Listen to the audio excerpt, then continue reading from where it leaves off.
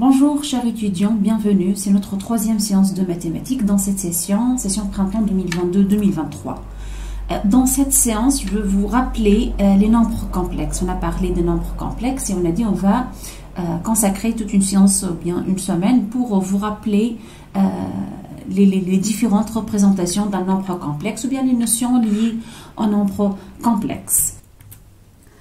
Alors, on va commencer tout d'abord par la définition. C'est quoi un nombre imaginaire? Donc, avant de donner la définition d'un nombre complexe, je définis qu'est-ce qu'un nombre imaginaire. Alors, vous savez, on sait que le carré d'un réel est toujours positif. Pourquoi? Parce qu'on sait très bien, bon, si le réel est positif, donc positif fois positif, ça donne positif. Plus fois plus, ça donne plus. Et si le réel est négatif, moins par moins, ça donne encore plus. Donc, d'une façon générale, le carré d'un réel est positif. Et donc, est-ce qu'on peut trouver un réel ou bien un nombre x tel que x au carré égale à moins 1? C'est ça la question qui était posée. On veut chercher un nombre tel que x carré égale à moins 1. Bien sûr, un tel réel n'existe pas. Donc, on ne peut pas trouver un nombre réel qui vérifie x carré égale à moins 1. Donc, regardez, on cherche un réel ou bien un nombre x. On cherche un nombre x tel que quoi? X carré égale à moins 1. Bon. Est-ce qu'il existe un tel x? Donc, juste pour rappeler, on a par exemple, si on veut chercher un réel tel que x carré égale à 9, on sait très bien que x vaut racine de 9. Tout simplement. Si on veut chercher un x carré tel que x carré égale à 1, on peut considérer x égale racine de 1. Si on veut chercher un réel x carré qui est égal à 4, donc on considère x égale racine de 4. Donc ça existe toujours dans R. On veut déterminer x carré tel que x carré égale à 2, on peut considérer x égale à racine de 2. Mais maintenant, on veut déterminer un réel x carré qui est égal à moins 1. Donc, on va considérer x égale racine de moins 1. Mais c'est quoi le racine de moins 1? Jusqu'à maintenant, il n'y a aucun réel qui est la racine de moins 1. Donc, on a imaginé qu'il existe un nombre qu'on a noté i comme imaginaire, qui vérifie quoi? Donc, i est un nombre imaginaire. On a imaginé qu'il existe un tel i, qui vérifie quoi? I au carré égale à moins 1. Donc, i au carré égale à moins 1, c'est-à-dire on a imaginé qu'il existe un nombre i, racine de moins 1. Et on a appelé ce nombre le nombre imaginaire. Donc, puisqu'il n'y a pas un réel qui vérifie racine de au carré égale à moins 1, un réel au carré égale à moins 1, on a imaginé qu'il existe un nombre qu'on a noté par i qui vérifie quoi? I carré égale à moins 1. Et maintenant, si je veux chercher la racine de moins 9, je peux imaginer la racine de moins 9, s'il existe un tel nombre i, tel que i carré égale à moins 1. Donc, si je veux chercher maintenant la racine de moins 9, donc, le moins 1 fois 9, et je cherche le racine de ça. Le racine de moins 1, c'est le nombre imaginaire i, le racine de 9, c'est 3. Et donc, voilà, j'ai trouvé aussi, si on peut imaginer qu'il existe i racine de moins 1, donc on peut trouver racine de moins 9. Pourquoi? Parce que 3i maintenant au carré, ça fait combien? 3 au carré fois i au carré, ça fait 9. I au carré, on a dit, c'est moins 1. Et donc, ça donne le moins 9. Encore, moins 3i au carré. Si je calcule l'opposé, moins 3i au carré, c'est combien? Moins 1 au carré, 3 au carré, i au carré. Donc, ça, c'est 1, ça, c'est 9, et ça, c'est moins 1. 1 fois 9 fois moins 1, ça fait moins 9. Donc, maintenant, on a trouvé deux racines pour moins 9, qui sont 3i et moins 3i. Et donc, voilà, on a trouvé des racines pour tous les nombres, même négatifs, les réels négatifs. On a pu trouver des racines pour les réels négatifs. Mais certainement, ces nombres qu'on a trouvés ne sont pas des réels. Donc le i, ou bien le 3i, ou bien le moins 3i, c'est pas réel. On dit c'est imaginaire. Et donc, ce nombre n'appartient pas à la droite réelle. Regardez, celle-là, c'est la droite réelle qui contient 0, 1, 2, même un demi, ou bien moins un demi, qui contient tous les réels. Le nombre i n'appartient pas à R, c'est imaginaire. On a dit, il n'existe pas un tel réel qui vérifie i égale racine de moins 1. Donc, on a considéré un nouveau ensemble, on peut dire, un autre ensemble qu'on a noté IR. C'est quoi IR? C'est l'ensemble des nombres qui s'écrivent sous la forme i fois un réel. Par exemple, ici, 0 fois i, c'est 0. 1 fois i, c'est 1. 2 fois i, c'est 2i, voilà, 3i, et voilà, ça, c'est l'ensemble des nombres imaginaires. Donc, on fait quoi avec ce nombre imaginaire? Par exemple, on peut résoudre maintenant les solutions x, les solutions x de cette équation. On va chercher, par exemple, si on veut chercher les nombres x qui vérifient quoi? X au carré plus 2x plus 2 égale 0. X carré plus 2x plus 2 égale à 0. À quoi égale x? Quelles sont les possibilités? La formule est donnée par l'expression suivante. Alors, on sait très bien que la solution est donnée par moins b, plus ou bien moins racine de delta, ici delta le discriminant, b carré moins 4ac, sur 2a. Donc, juste je vous rappelle comment résoudre une telle équation. Si on a une équation de type ax carré plus bx plus c égale à 0. Et on cherche les solutions x de cette équation. Donc, on veut déterminer tous les réels x, ou bien tous les nombres x cette fois, qui vérifient ax carré plus bx plus c égale à 0. Je te donne un exemple simple. Par exemple, x carré plus 2x plus 1 égale à 0. C'est-à-dire, ici, j'ai pris a égale à 1, puisque le coefficient de x carré, c'est 1. A égale à 1. B, dans ce cas, égale à 2. Et C est égal à 1, dans cet exemple. La formule est donnée par l'expression suivante. On a deux solutions.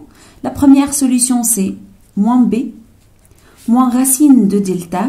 Je vais donner c'est quoi delta, je vais rappeler c'est quoi le delta. On dit delta, c'est le discriminant, sur 2a.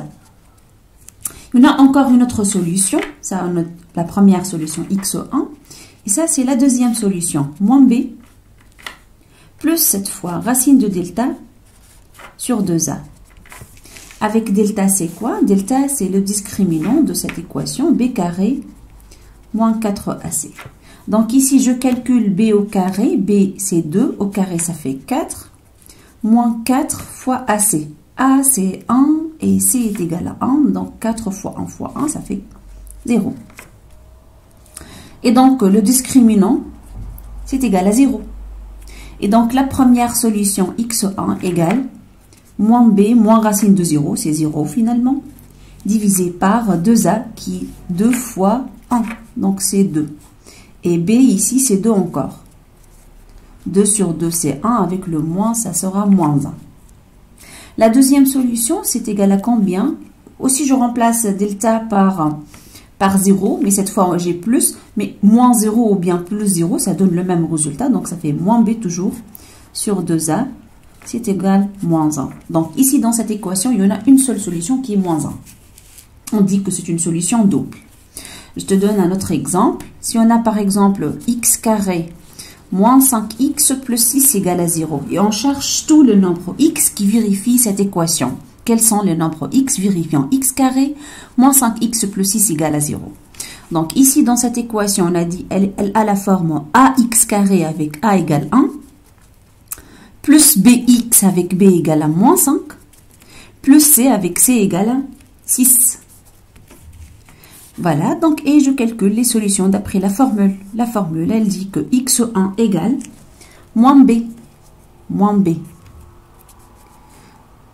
moins racine de delta sur 2a, c'est une première solution, et la deuxième solution, c'est moins b plus cette fois racine de delta sur 2a. Et on remplace b, delta et 2a par leur valeur. Donc, ici, b égale. Donc, la première solution, x1 égale moins b, c'est-à-dire moins 5, ça fait 5. Moins racine de delta. Mais on doit calculer racine de delta. C'est quoi la racine de delta? On a dit delta égale à quoi? B carré moins 4ac. B carré, donc B carré, c'est moins 5 au carré, ça fait 25. Moins 4 fois AC. Moins 4 fois AC, donc moins 4 fois 1 fois 6. Ça fait moins 4 fois 6, c'est combien 4 fois 6? 24. Divisé par 2A, divisé par 2. 25 moins 24, c'est 1. 5 moins 1, c'est 4. 4 sur 2, c'est 2. Donc, on a trouvé la première solution, c'est 2. D'après la formule toujours. La deuxième solution, on a dit moins B encore. B, c'est moins 5, donc moins B, 5. Plus cette fois, racine de delta, on a trouvé ça, c'est 1 sur 2. Ça fait 5 plus 1 sur 2, c'est 3. Et vous pouvez vérifier que vraiment 2 et 3 sont deux solutions de cette équation. C'est-à-dire quoi? Si je remplace x ici par 2, je trouve... Donc, on peut vérifier ça. Vérification. On vérifie là. Remplaçant x par 2 dans cette équation. On va vérifier qu'il s'agit bien d'une solution. 2 au carré. Moins 5 fois 2. Plus 6, on doit trouver quoi? 0. On a dit c'est une solution. 4 moins 5 fois. Je remplace x par 2. Donc, 5 fois 2, 10. Plus 6. 4 plus 6, c'est 10, moins 10, c'est vraiment égal à 0. Donc, c'est une solution. On peut vérifier que 3 encore, c'est une solution. 3 au carré, moins 5 fois 3, plus 6. On doit trouver 0. 9, moins 15, plus 6. Oui, la somme, ça donne 0. Donc, à l'aide de cette formule, on peut trouver les solutions d'une équation de second degré. Donc, juste à retenir. Si on a une équation de type ax carré plus bx plus c égale à 0 avec a, b, c sont des nombres, alors on calcule le discriminant qui est b carré moins 4ac. Et puis, on fait quoi? La première solution égale moins b moins racine de delta sur 2a. Et la deuxième solution, c'est moins b plus racine de delta sur 2a. Donc, juste parfois, on utilise cette notation. La solution, c'est moins b plus ou moins racine de delta sur 2a. C'est-à-dire, la première solution, moins b plus racine de delta sur 2a, et la deuxième, moins b moins racine de delta sur 2a. Maintenant, si je considère, je reviens à l'exemple que j'ai là, x carré plus 2x plus 2 égale à 0. On cherche les solutions. On va bien sûr appliquer la formule. C'est quoi la solution? La solution est donnée par moins b, plus ou moins racine de delta sur 2a. Et on va remplacer b par sa valeur. Ici, b, c'est égal à 2. Donc, j'écris moins 2. Plus ou moins la racine de b carré. Mais b, on a dit b égale à 2. Donc, b carré, ça fait 4. Moins 4 fois ac. A, c'est 1. Dans cet exemple, c'est égal à 2. Donc, moins 4 fois ac, ça fait moins 8. Divisé par 2a, donc 2a est égal à 2. Et voilà, donc on a trouvé que les solutions s'écrivent sous la forme moins 2, plus ou moins la racine de quoi? De 4 moins 8, c'est-à-dire la racine de moins 4 sur 2. Mais la racine de moins 4 maintenant, à quoi est égale la racine de moins 4? Quel est le nombre au carré? Il donne moins 4. Donc voilà, qu'est-ce qu'on a trouvé comme solution? On a trouvé finalement... Pour cette équation, la solution générale s'écrit comme moins 2 plus ou moins racine de moins 4 sur 2. Et on va chercher la racine de moins 4. Donc, plus ou moins. Quel nombre ici au carré donne moins 4? Pour le 4, je dois considérer 2 parce que 2 au carré égale à 4. Et pour le moins 1, je dois considérer le nombre imaginaire E. Donc, racine de moins 4, c'est 2i. Pourquoi? Parce que si j'écris 2i au carré, je vais trouver le moins 4 sur 2. Et donc, maintenant, juste je simplifie. Ça, c'est moins 2, plus ou moins 2i sur 2. Je peux mettre 2 en facteur.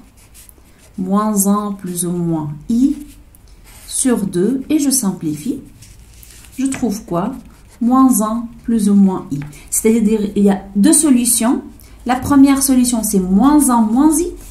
Et la deuxième solution, c'est moins 1 plus i. Ce sont deux solutions de l'équation, cette équation. X carré plus 2x plus 2. Donc, cette équation x carré plus 2x plus 2 égale à 0, est-ce qu'elle possède des racines réelles? Non, mais elle possède ces deux solutions. Moins 1 moins i, moins 1 plus i. Et je peux remarquer ici que c'est une combinaison entre les réels et les nombres imaginaires. C'est la somme des réels et des nombres imaginaires. Donc, cette somme entre les réels, moins 1 c'est un nombre réel, et i c'est un nombre imaginaire, moins 1 il est dans R, et i il est dans IR. Donc, on a appelé les nombres que s'écrivent comme combinaison des réels et des nombres imaginaires comme nombres complexes. Et on a noté C, l'ensemble de tous les nombres complexes. Donc, voilà, juste, je résume. Qu'est-ce qu'un nombre complexe ou bien qu'est-ce qu'un nombre imaginaire? On a dit l'équation x carré plus 1 égale à 0. Cette équation, si on veut déterminer un réel qui vérifie x carré plus 1 égale à 0, ça revient à déterminer un réel x qui vérifie quoi? X carré égale moins 1. Mais dans R, c'est impossible. On dit c'est impossible. On n'admet pas de solution dans R parce que le carré d'un réel n'est jamais négatif. Et donc, on a imaginé, il existe un nombre i imaginaire. Vérifions cette équation. Donc, on a imaginé qu'il existe un i tel que quoi? I carré plus 1 égale 0. Autrement dit quoi? I carré égale moins 1. Donc, i c'est la racine ou bien c'est une racine carrée de moins 1. Et puis, on a défini l'ensemble des nombres complexes. C'est ici comme complexe. Par quoi? Un nombre complexe s'écrit comme combinaison de un nombre réel et un nombre imaginaire. X ici, c'est un réel et Y, c'est un réel. Donc, X plus IY, c'est un nombre complexe. Donc, je donne des exemples de nombres complexes. Par exemple, moins 1 plus I, on a dit c'est complexe parce que c'est la combinaison de moins 1 et I. Moins 1 moins I, encore, c'est un nombre complexe parce que encore c'est la combinaison entre moins 1 qui est réel et moins I. Un autre exemple, 2 plus 3i, c'est un nombre complexe, c'est la combinaison de 2 et 3i, un nombre réel et un nombre imaginaire. 4 moins 3i, c'est un nombre complexe, c'est une combinaison, ça se voit. Maintenant 3, est-ce que je peux considérer 3 comme un nombre complexe? Oui, parce qu'en fait, on peut voir le 3 comme 3 plus 0 fois i. Donc 3, c'est un réel, 0 fois i, c'est un nombre imaginaire, et d'où, donc c'est 3 aussi, c'est un nombre complexe. Maintenant, moins 2i, est-ce que je peux voir moins 2i, c'est un nombre complexe? Oui, parce qu'encore, moins 2i s'écrit comme 0, plus moins 2i. 0 est un réel et moins 2i, c'est imaginaire. Donc, qu'est-ce qu'un nombre complexe? Encore une fois, toute combinaison entre un réel x et un imaginaire i fois y. X plus i fois y. Avec x, c'est un réel. Y aussi, c'est un réel, de telle sorte, i fois y, ça sera imaginaire. On dit que la partie réelle de ce nombre complexe, c'est x. Voilà, x, c'est la partie réelle de z. Et la partie imaginaire de z, c'est quoi? C'est y. Donc voilà, tout nombre complexe s'écrit comme la somme, partie réelle, plus i fois la partie imaginaire. Maintenant, je vais opérer sur les nombres complexes. Est-ce que je peux sommer de nombres complexes? Oui, par exemple, je considère un premier nombre 2 plus 3i et un deuxième nombre moins 1 plus i. Et je fais la somme. Est-ce que je peux faire la somme? Oui, en fait. 2 plus 3i, je ne peux pas simplifier 2 plus 3i parce que 2 est dans R et 3i c'est imaginaire. Donc, je ne peux pas simplifier encore. Mais toute cette somme, je peux regrouper les termes réels. 2 plus moins 1, ça fait 2 moins 1. Plus, je regroupe les termes imaginaires. 3i plus i. Donc maintenant, je trouvais 2 moins 1, ça fait 1. 3i plus i, ça fait 4i. Et donc, la somme de ces deux nombres complexes, ça donne un autre nombre complexe qui est 1 plus 4i. Donc, vous voyez, je peux sommer deux nombres complexes. Alors, dans le cadre général, si on a Z1, un nombre complexe écrit sous la forme x1 plus iy1. Et un deuxième nombre complexe Z2 s'écrit sous la forme x2 plus iy2. La somme, comment je trouve la somme de deux nombres complexes? Je somme x1 plus x2 plus y1 plus y2. Voilà, la somme de deux nombres complexes donne un nombre complexe. Maintenant, est-ce que je peux multiplier un nombre complexe par un réel A? Je suppose que j'ai un nombre complexe Z sous la forme x plus y et un réel A. C'est quoi A fois Z? Tout simplement, je multiplie A fois x plus i A fois y. Donc, juste par un exemple, je peux voir ça. Si Z égale moins 2 plus 3i, et je multiplie ça fois 3, je trouve 3 fois moins 2, ça fait moins 6. Et 3 fois 3i, ça fait 9i. Et donc, voilà, je peux additionner deux nombres complexes. Je peux multiplier un nombre complexe par un réel. Est-ce qu'on peut faire la soustraction? Oui, Z1 moins Z2. Comment je fais la soustraction? X1 moins X2 plus I en facteur de Y1 moins Y2. Donc, on peut sommer, faire la soustraction, multiplier un nombre complexe par un réel. Maintenant, passons à la multiplication de deux nombres complexes. Et maintenant, je vais faire ça sur un exemple. Je commence par faire la multiplication de deux nombres complexes sur un exemple.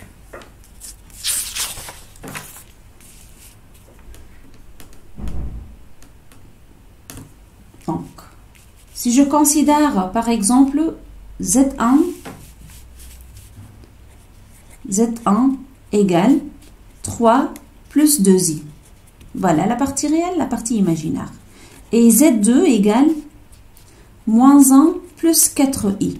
Et je vais faire le produit. Z1 fois Z2. Donc, Z1 fois Z2, ça vaut combien? On calcule. Donc, je mets ça comme ça. 3 plus 2i, le premier nombre, fois le deuxième nombre, moins 1 plus 4i. Et je développe. Vous savez comment calculer le produit. 3 fois moins 1, ça fait moins 3. Plus 3 fois 4i, ça fait combien? 3 fois 4, 12. 12i. Maintenant, 2i fois moins 1, c'est moins 2i. Et 2i fois 4i maintenant. 2 fois 4, bon, c'est 8. 2 fois 4, c'est 8. Et i fois i, c'est i au carré. Et donc, ça fait moins 3 plus 12i moins 2i, ça fait combien de i? 10i plus 8i carré. Mais rappelez-vous que i carré égale à moins 1, on a dit. Donc, c'est moins 3 plus 10i moins 8. Moins 3 moins 8, c'est combien? Moins 11 plus 10i. Ça y est, j'ai trouvé un nombre réel. Et ça, c'est dans IR. I fois un réel, donc c'est dans IR, un nombre imaginaire. Et donc, c'est une combinaison. Voilà, j'ai trouvé un nombre complexe. Donc, on reprend. Voilà le calcul ici. Z1 fois Z2, lorsque Z égale 3 plus 2i et Z2 moins 1 plus 4i, ça fait moins 11 plus i 10. Donc, voilà la formule dans le cas général. Bon, il ne faut pas retenir la formule par cœur. Il suffit de faire à chaque fois le développement pour trouver la solution. Donc, mais finalement, Z1 fois Z2, si Z1 est un nombre complexe, Z2 est un nombre complexe, le produit, ça donne encore un nombre complexe. Donc, je résume. L'écriture Z égale X plus IY, c'est un nombre complexe, où X est un réel, Y est un réel. S'appelle l'écriture cartésienne ou bien l'écriture algébrique d'un nombre complexe Z.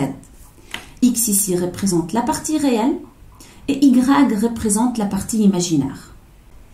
Si maintenant, pour le Z, la partie réelle qui est le X ici dans cette écriture, si le X est nul, si la partie réelle de Z est nulle, donc Z dans ce cas égale IY. Donc on dit que Z est imaginaire pur. Et si maintenant le Y est nul, si le Y est nul, la partie imaginaire est nulle, dans ce cas, Z égale à X, c'est-à-dire Z est réel. Maintenant, je passe à la définition de conjugué. C'est quoi le conjugué d'un nombre complexe? Donc, juste sur un exemple, avant de donner la définition de le cas général. Donc, si je considère Z égale dans l'écriture cartésienne ou bien l'écriture algébrique, on a bien compris, c'est la partie réelle, par exemple 4, plus 1 demi fois I. Voilà, la partie réelle c'est 4, la partie imaginaire c'est 1 demi. Donc, le nombre réel 4, le nombre imaginaire 1 demi I, la somme, ça donne notre nombre complexe Z.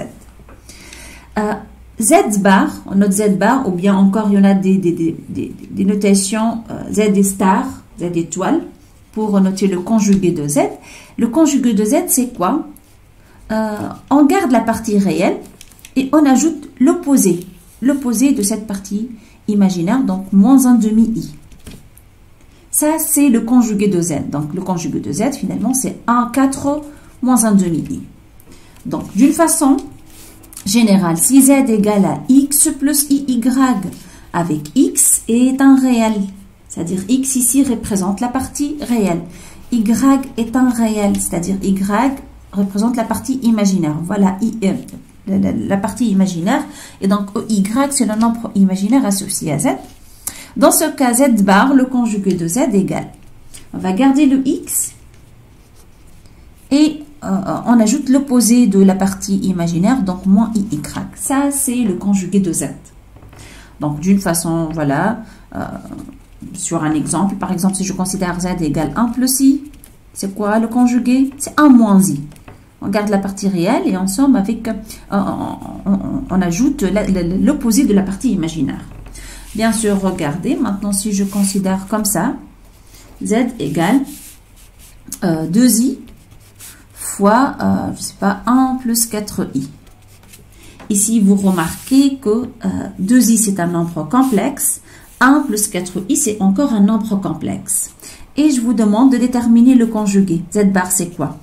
Donc, tout d'abord, il faut écrire ce Z sous sa forme cartésienne. Il faut trouver la forme X plus IY, la partie réelle, la partie imaginaire, pour trouver le conjugué. Donc, j'écris comment? Z égale, je développe 2i. 2i fois 4i, ça fait combien? Plus 8 fois i carré. Donc, plus 8 fois moins 1. Il faut garder toujours dans la tête que i carré égale à moins 1. Donc, ça fait, j'écris la partie réelle ici, moins 8 plus 2i. Donc, maintenant, je vois mieux. Ça, c'est la partie réelle et ça, c'est la partie imaginaire. Et donc, je peux calculer dans ce cas, Z bar, c'est moins 8, je garde la partie réelle, et l'opposé de 2i, c'est moins 2i. Encore, sur un exemple, je peux écrire, par exemple, Z égale, voilà, un nombre complexe, 5 plus i fois, je sais pas, de moins i, par exemple. Voilà, c'est le produit de nombres complexes, et on sait très bien que le produit de nombres complexes est un nombre complexe. Et je vous demande de déterminer Z bar. Comment faire? Tout d'abord, avant de passer à Z bar, j'écris Z sous sa forme cartésienne ou bien sa forme algébrique pour avoir la forme A plus IB. Réel plus I, partie imaginaire. Donc, je développe 5 fois 2, 10. 5 fois moins I, moins 5i. 2i. Maintenant, I fois I, ça fait moins 1. I carré moins 1. Avec ce signe moins, ça sera plus 1. Et je regroupe les réels, donc ça fait 11, plus combien de imaginaire? Moins 5 plus 2, ça fait moins 3i. Voilà, maintenant je peux voir mieux. C'est 11 moins 3i, et donc Z bar égale 11 plus 3i. Voilà, donc je garde la partie réelle, l'opposé de la partie imaginaire. Donc, un nombre complexe Z sous la forme X plus Y, c'est quoi le conjugué? C'est X moins I, moins IY, et il s'appelle le conjugué de Z. Juste sur un exemple, vous voyez, si Z égale 2 plus 3I, c'est quoi le conjugué? Z bar égale 2 moins 3I. Maintenant, je passe à la représentation graphique d'un nombre complexe. Graphiquement, comment je peux représenter un nombre complexe? Je te rappelle tout d'abord la représentation d'un nombre réel. Voilà, la droite, ou bien ça c'est la droite réelle. Ici c'est 0, l'origine. Ça c'est 1, ça c'est 2, ça c'est 3, ainsi de suite, 4, moins 1, moins 2, moins 3. Et par exemple, donc, si x est un réel, x égale à 1 demi par exemple, je peux le noter par un point. Ça c'est 0, ça c'est 1, donc voilà le 1 demi, ça c'est le 1 demi. Donc, par exemple, je considère un autre réel 3 quarts. Ça c'est le 1, ça c'est le 1 demi, voilà le 3 quarts. Et ainsi de suite. Donc, vous voyez un réel, on peut le représenter par un point sur la droite, sur une droite. Un réel est représenté graphiquement par un point sur une droite. Maintenant, pour un nombre complexe.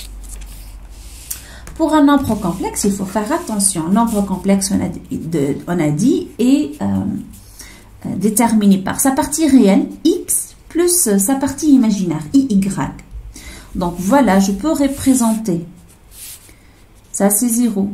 Ça, c'est 1, 2, 3, 4, moins 1, moins 2, moins 3.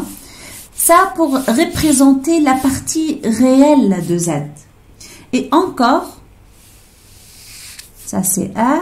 Et ça, c'est ir.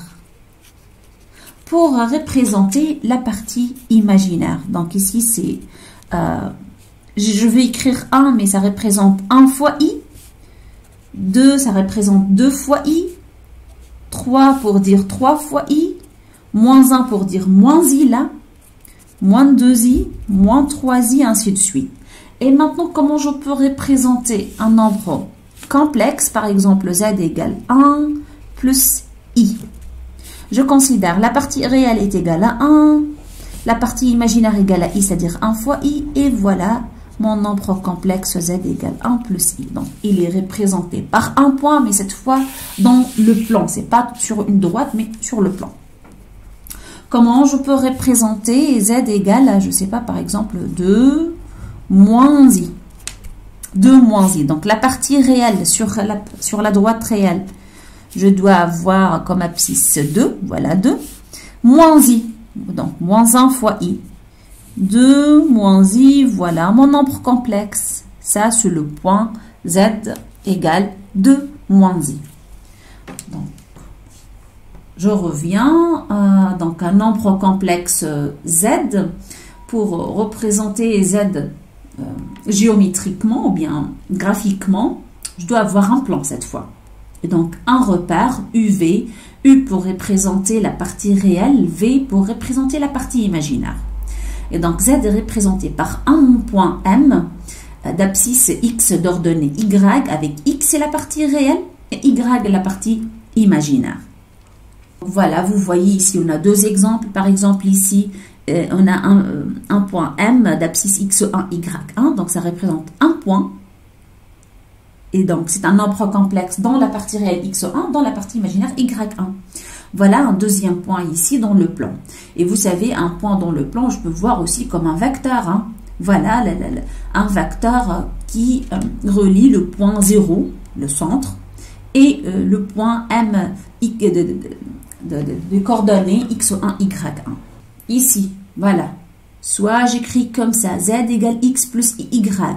Ça, c'est le X et ça, c'est le Y, la partie réelle et la partie imaginaire. Et donc, Z est représenté par un point. Ou encore ici, par exemple, ici, j'ai pris 4 plus 3i. Z égale dans cet exemple, Z égale à 4 plus 3i. Donc, vous voyez, je peux représenter encore Z par un vecteur là. Je passe maintenant à parler de module d'un nombre complexe. C'est quoi le module d'un nombre complexe Z? Vous voyez ici, j'ai représenté Z, un nombre complexe dont la partie réelle est donnée par X. Ici, vous voyez, on peut voir que X ici est égal à 4. Et la partie imaginaire Y, c'est combien? C'est 3i, la partie imaginaire, donc c'est 3. Et donc Z, c'est égal à 4 plus 3i. C'est quoi le module de Z? Module de Z, ça représente quoi? Bon, ici, le segment en bleu, vous voyez le segment en bleu, c'est 4. On peut lire, c'est 4. Donc, 4, ça représente quoi? La partie réelle. Ici, en rouge, on peut voir, c'est 3. La longueur du segment en rouge est égale à 3. Donc, 3, ça représente quoi? La partie imaginaire de Z. Et maintenant, je me demande ici, le segment qui relie entre qui relie le point 0, l'origine, et le point M, associé au nombre complexe Z. Ici, la longueur de ce segment vert. Comment je peux calculer la longueur de ce segment? Ici, on va appliquer le théorème de Pythagore. On a ici un triangle, on peut voir, on a un triangle rectangle ici. On sait très bien, ici, cette côté en bleu égale à combien? Égale à 4. Et cette côté-là est égale à 3, elle est égale à la longueur du segment en rouge. Donc ça, c'est égal à 3 et ceci égal à 4. Donc ça, c'est notre X, ceci, notre Y. Donc ce qui est en vert, d'après le théorème de Pythagore, est égal à combien? Ce qui est en vert, c'est la racine carrée de X carré plus Y carré. Et donc, on appelle cette quantité, la racine carrée de X carré plus Y carré, le module du nombre complexe Z. Donc, c'est quoi par définition le module de Z? Le module de Z, c'est la racine de partie réelle au carré plus la partie imaginaire au carré. Voilà, par exemple, on a considéré, on a dit Z égale 4 plus 3i. 4 plus 3i. Donc, module de Z égale à combien? On fait quoi? La racine de quoi? Partie réelle au carré. Donc, la partie réelle, c'est 4. Au carré, ça fait 16. Partie imaginaire, 3. Au carré, ça fait 9. Je somme. 16 plus 9, c'est 25. La racine de 25 égale à 5. Donc, juste sur la feuille, regardez, on a Z égale 4 plus 3i. Donc, la partie réelle est égale à 4, la partie imaginaire est égale à 3. Donc, module de Z égale à combien? La racine carrée de quoi? La partie réelle au carré, 4 au carré, plus la partie imaginaire qui est 3 au carré. Donc, je considère uniquement la partie imaginaire, pas le nombre imaginaire 3i, uniquement la partie imaginaire, donc 3 au carré. Et je somme 4 au carré, 16, plus 9, ça fait 25, et la racine de 25 égale 5. Donc, module du nombre complexe, je peux écrire ça comme ça finalement, module de 4 plus 3i égale à combien? Égale à 5. Le module de ce nombre complexe égale à 5. De la même façon, on peut voir ici, sur l'autre exemple, le nombre complexe ici, la partie réelle égale à 3, et la partie imaginaire égale à moins 2. Donc, c'est quoi? À quoi est égal ce nombre complexe? 3 moins 2i. Si on veut déterminer le module de ce nombre complexe, alors la partie réelle au carré 3, la partie imaginaire au carré, donc 3 au carré 9, plus moins 2 au carré 4, 9 plus 4, ça fait 13. Donc le module égale à 13. Regardez encore, je répète. Donc module de 3 moins 2i égale à combien? On a dit c'est la racine carrée de la partie réelle, donc 3 au carré, plus la partie imaginaire. La partie imaginaire ici, c'est moins 2. Donc, plus moins 2 au carré. Et je calcule 3 au carré, ça fait 9. Moins 2 au carré, c'est moins 2 au carré, c'est 4. Et donc, ça, c'est égal à la racine de 13. Donc, dans le cas général, le module d'un nombre complexe Z, donc pour déterminer le module, bien sûr, il faut l'écrire sous la forme algébrique ou bien cartésienne, x plus y. Module de Z, c'est cette quantité, la racine de x carré plus y carré. Et on peut constater, on peut remarquer quoi? Une relation entre le module de Z et le produit de Z fois le conjugué de Z. Regardez, on va essayer de démontrer, ou bien ça sera une question ou bien un petit exercice, montrer que Z fois le conjugué de Z égale le module de Z au carré. On va essayer de montrer ce résultat.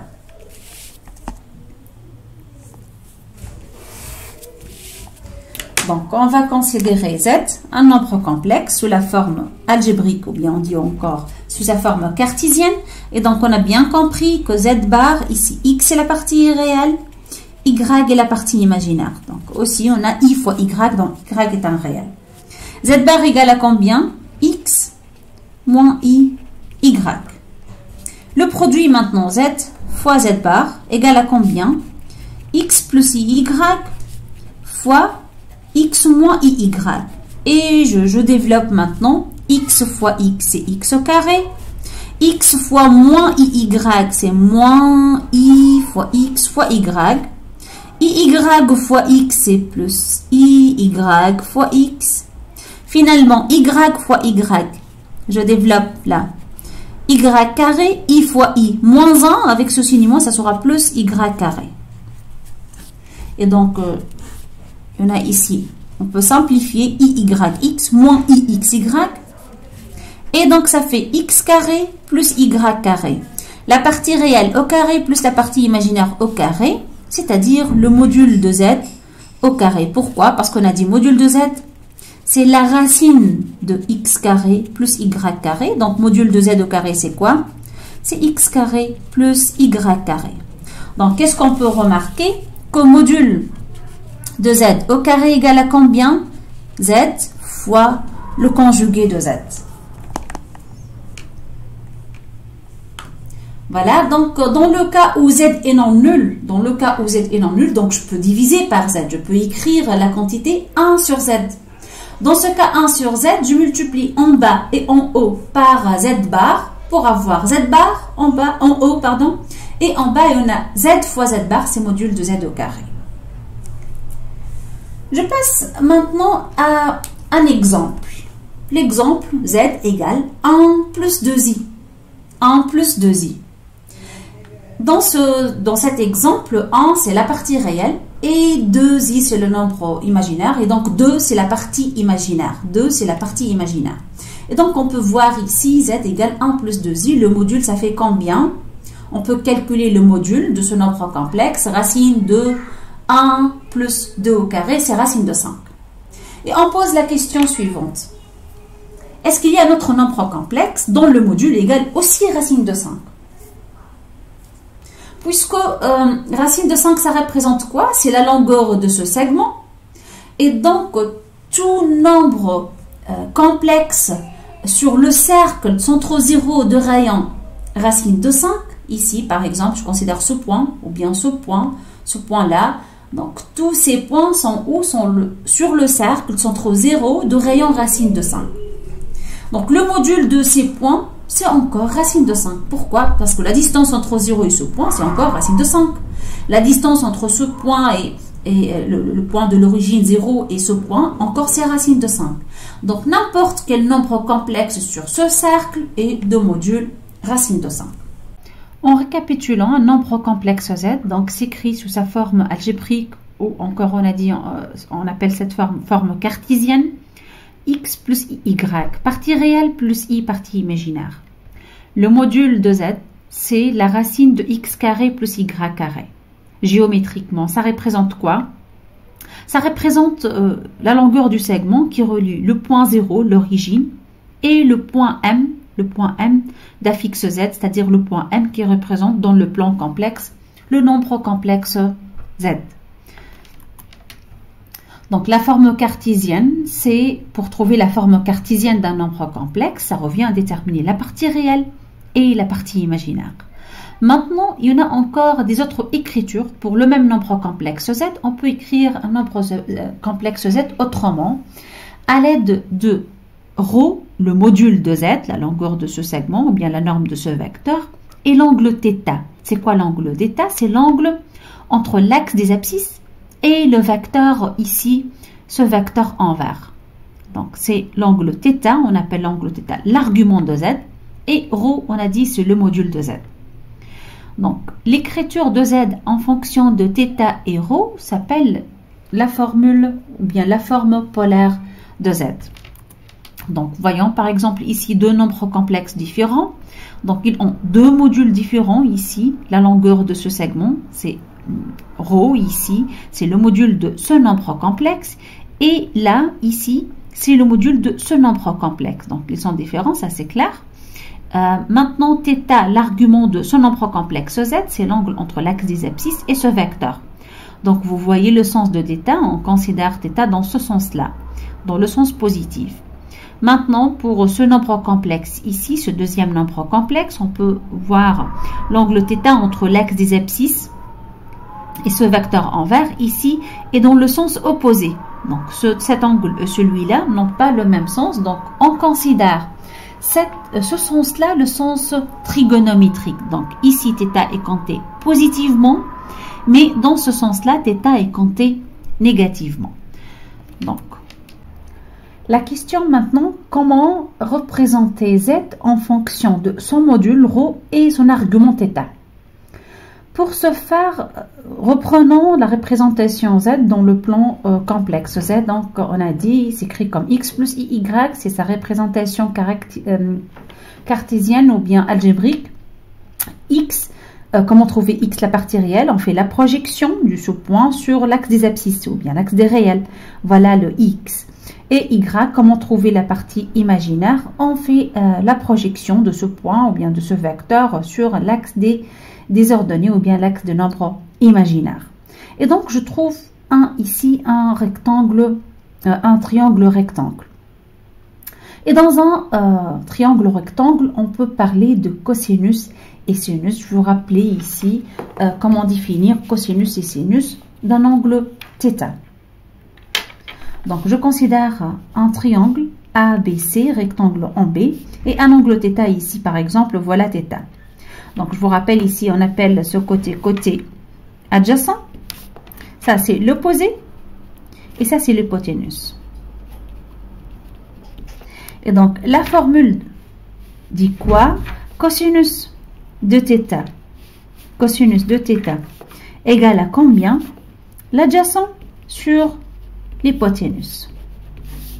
Donc, cosinus de θ est défini par quoi? Cosinus de cet angle, c'est l'adjacent, c'est-à-dire AB dans ce triangle, divisé par AC. Donc, l'adjacent de θ, bien sûr, divisé par l'hypoténuse. Et sinus θ, par définition, c'est quoi? Sinus θ, c'est l'opposé divisé par l'hypoténuse. Donc, finalement, l'adjacent, comment trouver l'adjacent? Je peux dire que l'adjacent égale à quoi? Cosinus θ fois l'hypoténuse. Si je note l'hypoténuse par ρ, donc cosinus θ fois ρ. Et l'opposé, comment trouver l'opposé? Pour trouver l'opposé, c'est, on a dit, sinus θ fois ρ. Donc voilà, on a un triangle rectangle là, ABC, rectangle en B, ça c'est l'angle θ, ça c'est l'adjacent de θ, ça c'est le côté opposé de θ, et ceci c'est l'hypoténuse. Par définition, cosinus θ, c'est l'adjacent sur l'hypoténuse. Sinus θ, c'est l'opposé sur l'hypoténuse. Et donc, l'adjacent, d'après cette formule, l'adjacent égale à quoi? Cos fois l'hypoténuse. Donc, cos fois l'hypoténuse. J'ai noté juste l'hypoténuse. Et d'après cette formule, le côté opposé égale à combien? Sinus fois l'hypoténuse. Donc, sinus fois l'hypoténuse. Et encore, j'ai noté l'hypoténuse. Donc, dans notre exemple, dans le plan complexe, z égale x plus y, je fais la projection, je trouve un triangle rectangle. Ce côté ici, ce côté de 0 jusqu'à ce point, voilà le côté, la longueur de ce vecteur en bleu, c'est quoi? C'est la partie réelle de z, c'est x. Et encore, ça représente le côté adjacent de θ. Et donc, le x égale à combien? L'hypoténuse qui est ρ ici, fois cosinus θ. Et la norme ou bien la longueur de ce vecteur ici en rouge, on a dit ça représente la partie imaginaire y. Mais ce qui est en rouge ici, la longueur, c'est égal à le côté opposé de θ. Donc, le côté opposé égal à combien? D'après la formule que j'ai donnée, donc l'hypoténuse ρ fois sinus θ. Et donc, finalement, je peux dire que la partie réelle x est définie par le module fois cosinus θ. Et la partie imaginaire y égale ρ, le module toujours de z, fois sinus θ, avec θ, je te rappelle, c'est l'angle ici, entre l'axe des abscisses et ce vecteur OM. Donc, maintenant, je peux parler de la forme trigonométrique d'un nombre complexe. Si j'écris z sous la forme x plus iy avec x un réel et y est un réel, on dit que c'est la forme algébrique ou bien la forme cartésienne. Maintenant, si au lieu de x, on a dit x égale à quoi? Ρ cos θ. Ρ module et θ, c'est l'angle ici entre l'axe des abscisses et ce vecteur. Donc, si j'écris au lieu de x, rho cos θ, et au lieu de y, j'écris rho sin θ, voilà, je peux utiliser cette écriture maintenant. Cette écriture s'appelle la forme polaire ou encore la forme trigonométrique de z. Donc, la forme algébrique ou bien cartésienne, c'est x plus iy, tout simplement. X un réel, y un réel. Et pour la forme polaire ou bien trigonométrique, c'est rho, module de z, fois cos θ plus i sinus θ. Juste pour rappeler la fonction cosinus et la fonction sinus, les fonctions trigonométriques, toujours on a besoin d'un cercle, centre 0 et de rayon 1. Pour rappeler la fonction, les deux fonctions trigonométriques, cosinus et sinus. Donc sur le cercle, ici, le sens positif de rotation, c'est-à-dire quand je considère l'angle positif, si l'angle est dans le sens inverse des aiguilles d'une montre. On appelle ce sens-là, le sens inverse des aiguilles d'une montre, sens trigonométrique. Donc voilà par exemple, j'ai le cercle trigonométrique. C'est quoi le cercle trigonométrique? C'est le cercle centre 0 de rayon 1. C'est-à-dire ici, ça c'est le rayon du cercle est égal à 1. Donc je considère l'angle θ dans ce sens-là. Regardez, l'angle θ sont dans le sens inverse des aiguilles de montre. Et voilà, je cherche la valeur de x. Puisque j'ai un triangle rectangle, x ici, je vois x c'est quoi? C'est le côté adjacent de θ. Et donc, x égale à quoi? Ou bien cosinus θ égale à quoi? On a dit côté adjacent divisé par hypoténuse. Mais l'hypoténuse, puisque je suis sur le cercle centre 0 de rayon 1, donc ici l'hypoténuse égale à combien? Puisque c'est le rayon est égal à 1. Donc sur le cercle trigonométrique, cosinus θ, c'est le côté adjacent tout simplement. Donc cosinus θ égale à x. Maintenant pour le y c'est le côté opposé. Et pour le côté opposé, on utilise sinus θ. Donc sinus θ égale à quoi? Côté opposé sur l'hypoténuse. Encore l'hypoténuse égale à 1, donc sinus θ égale à y. Donc ici, un point sur le cercle trigonométrique. Donc ici, n'importe quel point. X ici, si je considère ça, c'est la partie réelle. La partie réelle est donnée par cosinus θ. Je parle toujours sur le cercle trigonométrique. Et la partie imaginaire est donnée par le sinus θ. Les valeurs particulières pour la fonction cosinus et sinus. Donc, juste, je vais vous montrer comment trouver les valeurs particulières de la fonction sinus et de la fonction cosinus. Donc, on a bien compris pour trouver les valeurs particulières. Voilà, j'ai un cercle centre 0 de rayon 1. Je suppose qu'il s'agit bien d'un cercle centre 0 de rayon 1. Et je fais un angle comme ça, un angle, donc un arc. Voilà, ça c'est θ, ça c'est 0, ça c'est 1 pour la fonction cosinus. Et ici, c'est l'axe, ça c'est 0, ça c'est 1 pour la fonction sinus. Et donc, je fais quoi pour trouver cosinus de cet angle? On fait quoi? On fait la projection sur cet axe. Et voilà, ce x-là représente cosinus de θ. La longueur de ce segment représente quoi? C'est cosinus θ. Et pour sinus θ, je fais la projection ici sur cet axe. Et donc, la longueur ici de ce segment, c'est y. En fait, c'est sinus θ. Pour les valeurs particulières maintenant, encore, voilà le cercle. Je suppose que j'ai le cercle unité, toujours le cercle unité ou bien le cercle trigonométrique, le cercle centre 0 de rayon 1. Donc, si θ égale à 0, donc ça c'est θ, bien sûr. L'angle c'est θ, ça c'est θ non nul. Θ non nul, mais maintenant θ égale à 0. Voilà, θ égale à 0. Je suis là, donc, sur ce point-là. Regardez. Donc, θ est non nul, c'est-à-dire, voilà, elle doit être comme ça ou bien comme ça. Mais θ égale à 0, on est sur ce point-là.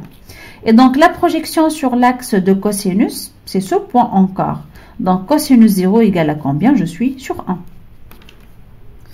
Maintenant, la circonférence du cercle égale à combien? Vous savez la formule. La circonférence d'un cercle, c'est 2 fois pi fois r. Mais ici, ce cercle est de rayon 1. Donc, R égale à 1. Donc, la circonférence du cercle égale à combien? De pi. Et donc, ici, la longueur de cet arc, comme ça, tout ça, du cercle, la circonférence égale à 2pi. La moitié, alors, si je considère cet arc uniquement, la moitié du cercle est égale pi. Ici, l'un quart, ça, c'est pi sur 2. Et ainsi de suite. Si je divise ça sur 2, je trouve pi sur 4. Et à chaque fois, je fais la projection sur l'arc de cosinus, la projection sur l'arc de sinus pour trouver cosinus d'un angle θ et sinus d'un angle θ. Donc, voilà les valeurs particulières. Ça, c'est 0. Ça, c'est pi demi. Ça, c'est pi. Ça, c'est 3 pi demi. Et encore, je fais tout un cercle. Donc, ça, c'est 2 pi. Maintenant, voilà, si je considère cet arc de longueur pi quart, parce que j'ai divisé le pi sur 4 tranches. Voilà, ça, c'est 1 quart pi. 2 quarts pi, je me trouve sur pi demi, 3 pi quart, ainsi de suite. Donc voilà, pi sur 6, c'est encore une valeur particulière, pi sur 3. Et donc voilà, toutes les valeurs particulières, 0, pi quart, pi demi, pi, et ainsi de suite. Donc, je reprends maintenant, juste c'était un petit rappel sur les fonctions trigonométriques, cosinus et sinus, comment trouver cosinus et sinus des valeurs particulières. Maintenant, je reprends, on a toujours le but, c'est le nombre complexe. La représentation z égale x plus y s'appelle la forme algébrique. Et z égale rho cos θ plus i sin θ, c'est la forme polaire ou bien trigonométrique. On a dit, on peut trouver bien sûr, si on a rho et θ, on a x égale rho cos θ, partie réelle, et y c'est rho sinus θ. Et comme notation, juste comme notation, on peut noter que cosinus θ plus i sinus θ, ce qui est entre parenthèses ici, on le note par exponentielle i θ. Donc cette formule, exponentielle i θ égale cosinus θ plus i sinus θ. Donc maintenant, comment je peux représenter? Donc j'ai 3 notations pour un nombre complexe. Soit je le note comme ça, algébriquement, z égale x plus iy, l'écriture algébrique, la forme algébrique, ou bien ici x c'est la partie réelle, y c'est la partie imaginaire, ou encore j'écris module de z, ce qu'on note rho, ou bien r parfois, cosinus θ plus i sinus θ, et on appelle ça la forme trigonométrique, ou bien polaire, ou si je note ça exponentielle i θ, et maintenant je trouvais une troisième écriture, c'est rho exponentielle i θ, et on appelle ça l'écriture exponentielle d'un nombre complexe. Donc soit la forme algébrique, trigonométrique, ou bien exponentielle pour écrire un nombre complexe z. Remarquons que l'écriture expo i θ égale cos θ plus i sin θ signifie quoi? Signifie que le nombre complexe expo i θ, à quoi est égale sa partie réelle? C'est cosinus θ. Et à quoi est égale sa partie imaginaire? C'est sinus θ. Donc, regardez, exponentielle i θ, on a dit égal à quoi? Cosinus θ plus i sinus θ. Donc, on peut voir ça comme z est égal à x plus y. X, c'est la partie réelle de z, y, c'est la partie imaginaire. Donc, à partir de ceci, je peux dire quoi? Que la partie réelle de expo i θ égale à quoi? Cosinus θ. Et que la partie imaginaire de exponentielle i θ égale à quoi? Sinus θ. Donc, toutes les représentations qu'on a vues sont équivalentes. Z égale à R fois cosinus θ plus i sinus θ, bien sûr, signifie que R cos θ plus i sin θ égale R exponentielle i θ, ou encore égale à R cos θ plus i fois R sinus θ. Donc, Lorsqu'on calcule R cos θ, on note ça, c'est X, R sin θ, Y, c'est la formule, on trouve la forme algébrique, la forme exponentielle et la forme trigonométrique. Bien sûr, elles sont équivalentes. Maintenant, on va rappeler de quelques propriétés sur la fonction exponentielle. Expo alpha plus bêta. J'espère que vous connaissez très bien cette fonction. Expo alpha plus bêta égale à combien? Expo alpha fois expo bêta. Et donc, cette formule reste vraie si je remplace alpha par iθ et bêta par iθ'. Donc, je considère θ et θ' deux réels. Et donc, dans ce cas, expo i θ plus θ', je développe, c'est expo iθ fois expo iθ'. Quand exponentielle iθ égale exponentielle iθ', lorsque θ égale θ' plus 2kπ, plus un multiple de 2π. Dans ce cas, pourquoi? Parce que la fonction cosinus et la fonction sinus sont deux fonctions périodiques de période 2π. Maintenant, le conjugué de exponentielle iθ. Donc, on va essayer de calculer le conjugué de exponentielle iθ. Voilà le conjugué. On va chercher le nombre conjugué. Je vous rappelle, expo iθ, on a dit c'est cosinus θ plus i sinus θ. Le conjugué, donc ça c'est la partie réelle, i fois y, partie imaginaire. Et donc le conjugué c'est cosinus θ moins i sinus θ. Vous voyez? Et maintenant, je peux utiliser le fait que la fonction sinus est impaire. Donc je peux écrire ça plus i sinus moins θ. Pourquoi? Parce que sinus moins θ, c'est moins sinus θ. Sinus est une fonction impaire. Et cosinus est une fonction paire. Donc cosinus θ égale cosinus moins θ. Et donc je trouve c'est cosinus moins θ plus i sinus moins θ. Donc c'est exponentielle i fois moins θ. Ou encore je peux écrire ça, c'est exponentielle moins iθ. Donc, le conjugué de exponentielle iθ est égal à combien? Expo moins iθ. Ainsi, on peut trouver les autres formules. La formule de l'air, expo iθ, si je somme, plus expo moins iθ sur 2, je trouve cosinus θ. Et expo moins iθ moins expo moins iθ sur 2i, je trouve sinus θ.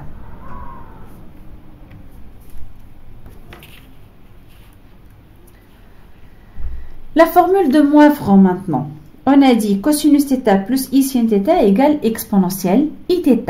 Et exponentielle iθ, le tout à la puissance n, c'est combien? C'est exponentielle iθ fois n. C'est fait comme ça.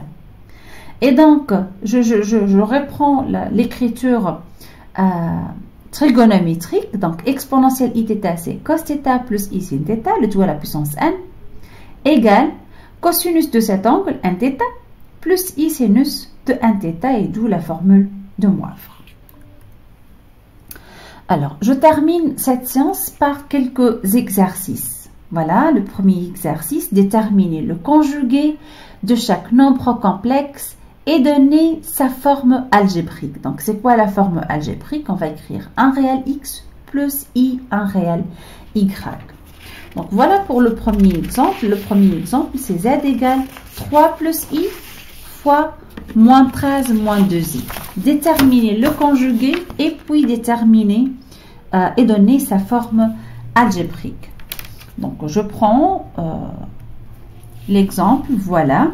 Z égale le produit entre quoi et quoi? 3 plus i fois moins 13 moins 2i. Et je développe 3 fois moins 13. Donc, plus 3 fois moins 2i, donc ça fait moins 3 fois 2i, moins 13 fois i, donc ça fait moins 13i,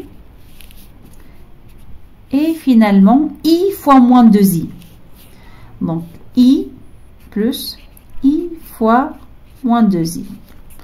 3 fois moins 13, c'est combien? Moins 39. 3 fois 2, 6. Donc ça, c'est moins 6i. Moins 13i. Et i fois i moins 1, avec ce moins, ça sera plus 2. Je somme, moins 39 plus 2, ça fait combien? Moins 37. Plus combien de i? Plus 19i. Donc voilà, ça s'appelle la forme algébrique du nombre complexe z. Ça, c'est la partie réelle. Et moins 9, c'est la partie imaginaire. Le conjugué maintenant de z égale à combien? Est égal à moins 37 plus 19i. Je passe à l'exemple suivant. Donc, dans l'exemple suivant, on a z égale i fois 1 moins i au cube. Toujours la même question. Donc, je vous propose d'arrêter la vidéo et de calculer, vous essayez de calculer le nombre conjugué de z et donner la forme algébrique de z. Donc, on va chercher la forme algébrique et puis on va donner le conjugué de z. Voilà, donc je peux commencer le calcul. Z égale i fois 1 moins i à la puissance 3. Et là, je vais appliquer la formule de l'identité a moins b à la puissance 3 égale à combien d'une façon générale. Donc, je rappelle ici, a moins b au cube égale à combien? C'est a au cube moins 3. Je diminue la puissance de a carré b plus 3 ab carré moins b au cube.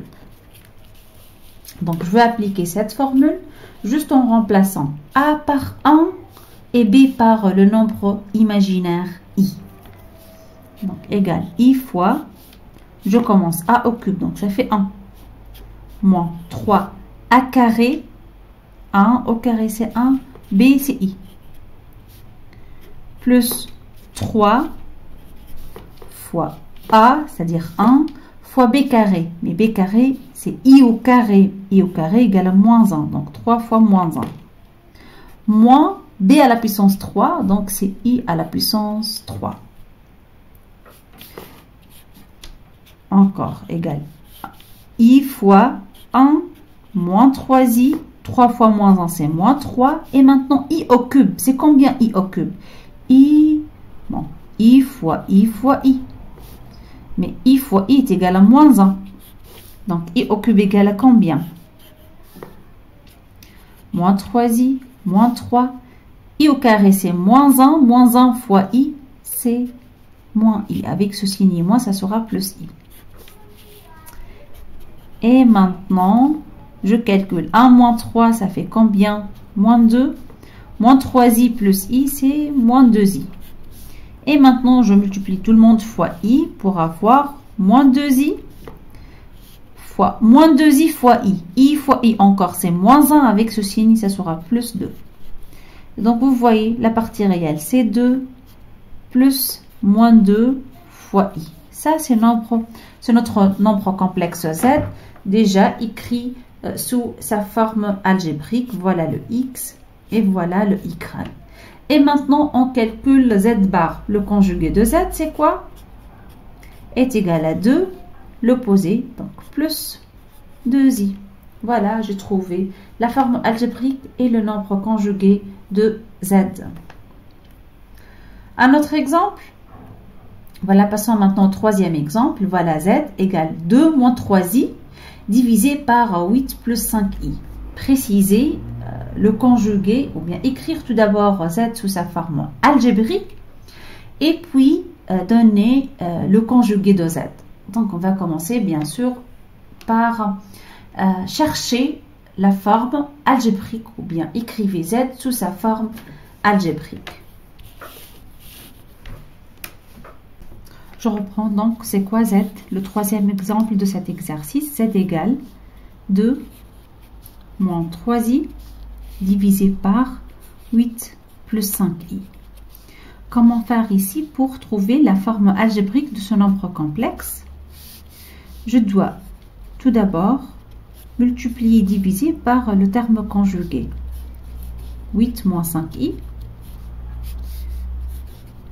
8 plus 5i fois 8 moins 5i. Donc, j'ai multiplié et divisé par la même quantité, 8 moins 5i. Donc, ceci est égal à 2 moins 3i fois 8 moins 5i. Maintenant, qu'est-ce qu'on a dans le dénominateur? On a un nombre complexe fois son conjugué. Et on sait très bien qu'un nombre complexe u fois u bar égale à combien? Module de u au carré. Module, donc, c'est 8 carré. Plus 5 au carré. Voilà, ça, c'est le module de 8 plus 5i au carré. Donc, je continue. Z égale à combien? 64 plus 25 comme dénominateur. Et pour le numérateur, je développe. 2 fois 8, 16. 2 fois moins 5i, moins 10i. Moins 3i fois 8, ça fait moins 24i. Et moins 3i fois moins 5i. N'oubliez pas que i fois i, ça donne moins 1. Moins par moins, c'est encore 1. 3 fois 5, c'est 15. Donc, moins 1 fois 1 fois 15, c'est moins 15. Donc, c'est 16. 10i, moins 10i, moins 24i, c'est moins 34i, moins 15, divisé par combien? 89. Et donc, je somme 16 moins 15, c'est 1, moins 34i sur 89. Et je peux écrire maintenant ça sous la forme x plus iy. Avec y, c'est moins 34 sur 89. Donc, vous voyez, j'ai écrit z sous sa forme algébrique. Maintenant, à quoi est égal z bar?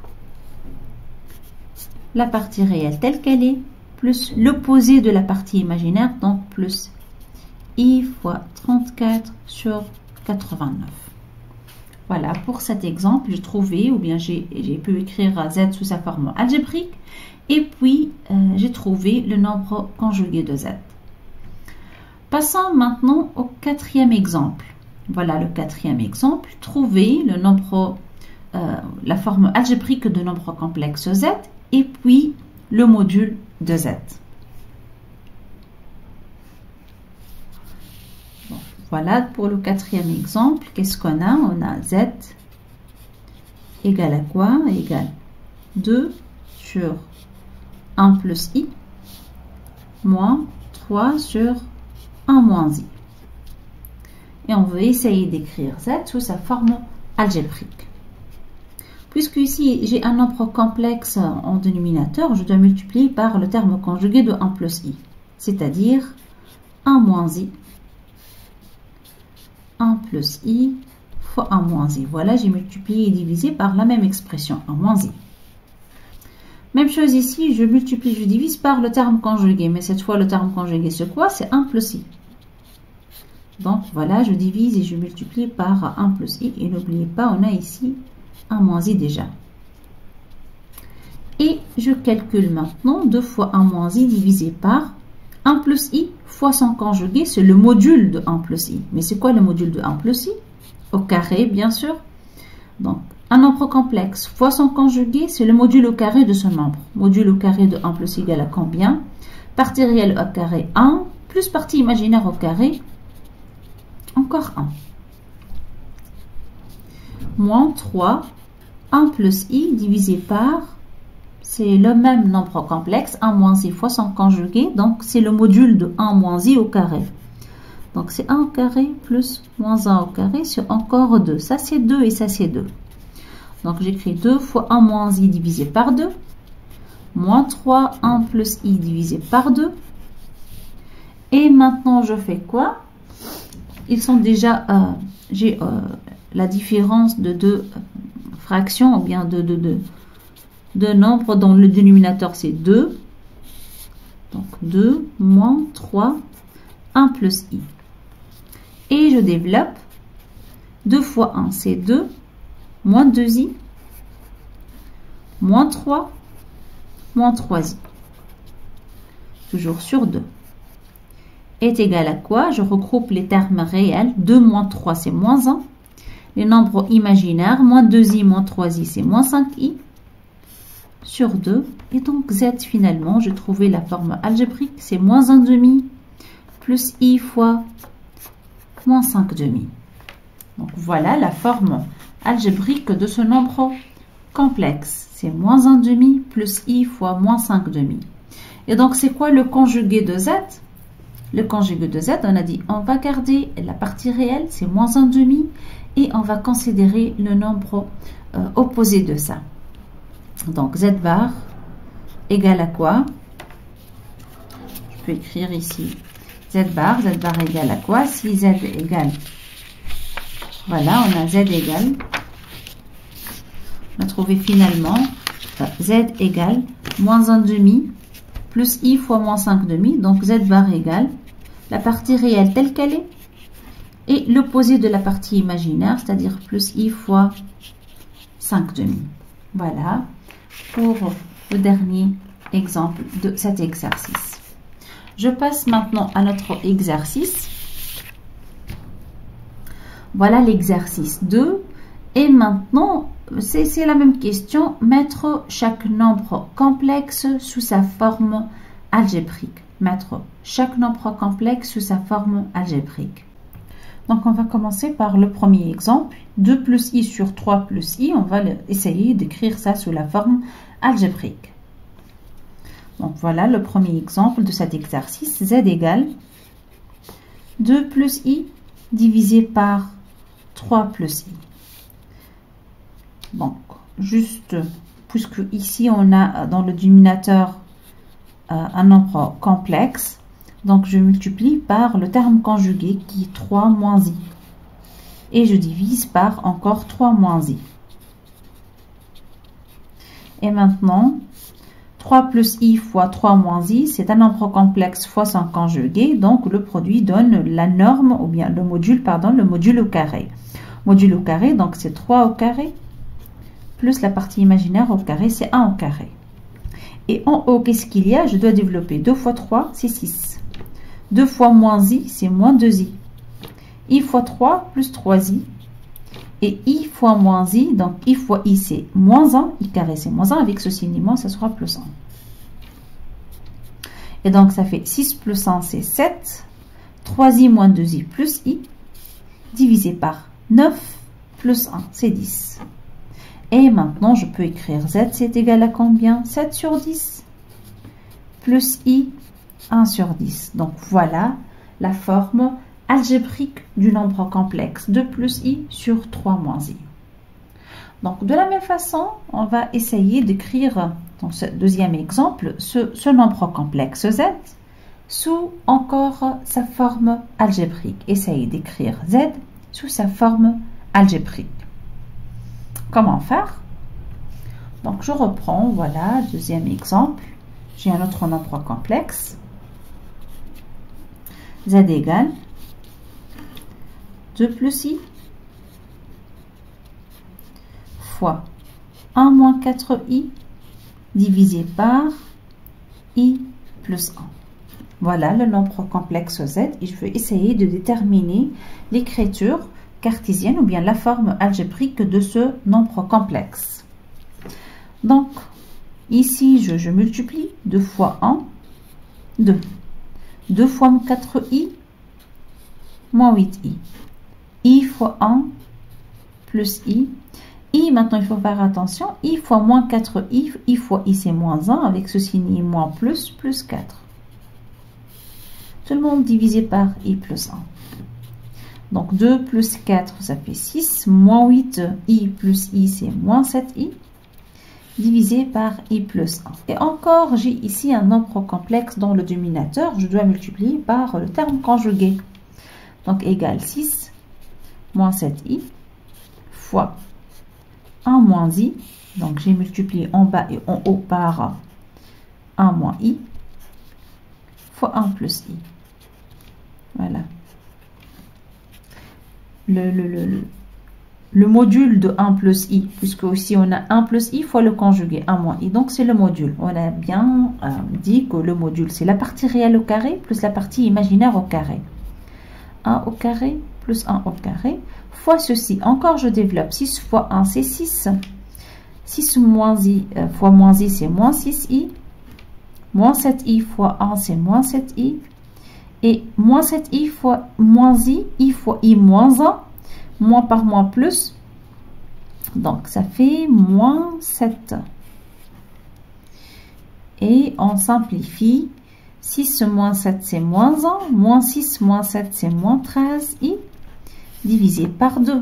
Et finalement, z s'écrit comme moins 1 demi, moins 13 demi, i. Et voilà, j'ai pu écrire z sous la forme partie réelle plus i fois la partie imaginaire.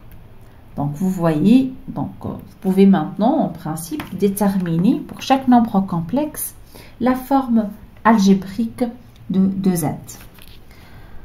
On termine par un dernier exemple, l'exercice 3. Voilà, juste pour vous rappeler le calcul des sommes. Calculez la somme suivante. La somme allant de 0 jusqu'à n de exponentielle IKT. Comment faire pour calculer cette somme? Alors, je reprends la feuille.